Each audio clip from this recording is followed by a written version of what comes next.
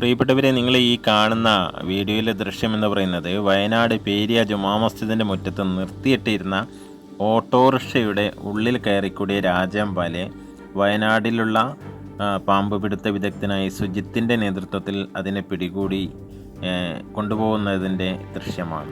ഇപ്പോൾ മഴക്കാലമാണ്, തിമിർത്ത് പെയ്തുകൊണ്ടിരിക്കുന്ന മഴ. കർക്കിടക മാസത്തിലെ മഴയെക്കുറിച്ച് ഞാൻ പ്രത്യേകിച്ച് നിങ്ങളോടൊന്നും പറയേണ്ട ആവശ്യമില്ല.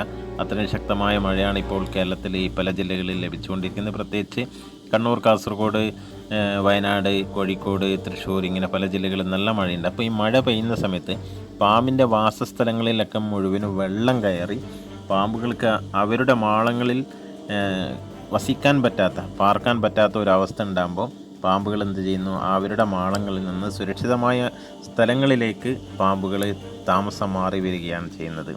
താമസം മാറുന്നില്ലെങ്കിലും അവർക്കും ജീവന് ഭീഷണിയാവുന്നു എന്ന് തോന്നുമ്പോൾ അവരെന്ത് ചെയ്യുന്നു, അവർ നിന്നുകൊണ്ടിരുന്ന പുറ്റുകളിൽ നിന്നും മാളങ്ങളിൽ നിന്നും അവർ മാറി സുരക്ഷിതമായ മാർഗങ്ങളിലേക്ക്. അപ്പം നമ്മുടെ വീടിൻ്റെ പരിസരം എപ്പോഴും നമ്മൾ ശ്രദ്ധിക്കുക. രാത്രി കാലങ്ങളിൽ വെളിച്ചം, നല്ല വെളിച്ചമുള്ള ടോർച്ചുകൾ പോലെയുള്ള വസ്തുക്കൾ ഉപയോഗിച്ചുകൊണ്ട് മാത്രം പുറത്തിറങ്ങുക.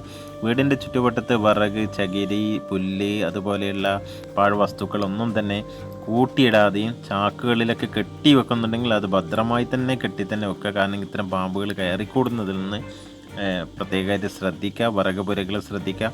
ആഴ്ചയിൽ ഒരു തവണയെങ്കിലും വെളുത്തുള്ളി ചതച്ച് അത് വെള്ളത്തിൽ കലക്കിയിട്ട് അത് വീടിൻ്റെ ചുറ്റുവട്ടങ്ങളിലൊക്കെ ഒന്ന് സ്പ്രേ ചെയ്യുന്നത് ഇത്തരം പാമ്പുകളിൽ, ചെറുതും വലുതുമായ പാമ്പുകളുടെ താവളങ്ങളെ ഒഴിവാക്കാൻ വളരെ ഉപകാരപ്രദമായിരിക്കും. പാമ്പ് കടിയേറ്റ് കഴിഞ്ഞാൽ വിദഗ്ധ ചികിത്സ നൽകിയില്ലെങ്കിൽ നമ്മുടെ ജീവന് തന്നെ ഭീഷണിയാണ്. സംശയിച്ച് നിൽക്കാതെ അതിനെക്കുറിച്ച് നമ്മളൊരു വിലയിരുത്തലോ നമ്മളൊരു സ്വയം ചികിത്സയോ ചെയ്യാതെ വിദഗ്ധമായ ഡോക്ടർമാരെ കണ്ടുകൊണ്ടുള്ള ചികിത്സ തന്നെ ചെയ്ത് അതിന് ഫലപ്രദമായ ചികിത്സ നൽകി ജീവൻ രക്ഷിക്കാനുള്ള മാർഗം നോക്കേണ്ടതാണ്. ഇതുപോലുള്ള വിഷപ്പാമ്പുകളുടെ വിളയാട്ടം തന്നെയാണ് മഴക്കാലം. അപ്പോൾ മഴക്കാലം വളരെ ജാഗ്രത പാലിക്കേണ്ട ഒരു മാസമാണ്. ഇഴജന്തുക്കളിൽ നിന്ന് പാമ്പ് മാത്രമല്ല, പഴുതാര, തേള്, അതുപോലുള്ള വിഷജന്തുക്കളൊക്കെ നമ്മൾ വീടുകളിലേക്ക് കയറി വരും. അപ്പോൾ വീടും പരിസരവും വളരെ ശുചിത്വത്തോടു കൂടി വൃത്തിയായി കൊണ്ടുനടന്നില്ലെങ്കിൽ ഇത്തരം പാമ്പുകളുടെയും വിഷജന്തുക്കളുടെയും ഉപദ്രവങ്ങൾ നമുക്ക് നന്നായിട്ട് തന്നെ ഉണ്ടാവും എന്നുള്ളതാണ്. അപ്പോൾ എല്ലാവരും ജാഗ്രത പാലിക്കുക, ശ്രദ്ധിക്കുക. ഈ വീഡിയോ പരമാവധി എല്ലാവരിലേക്കും ഷെയർ ചെയ്ത് ഇൻഫർമേഷൻ പാസ് ചെയ്യുക.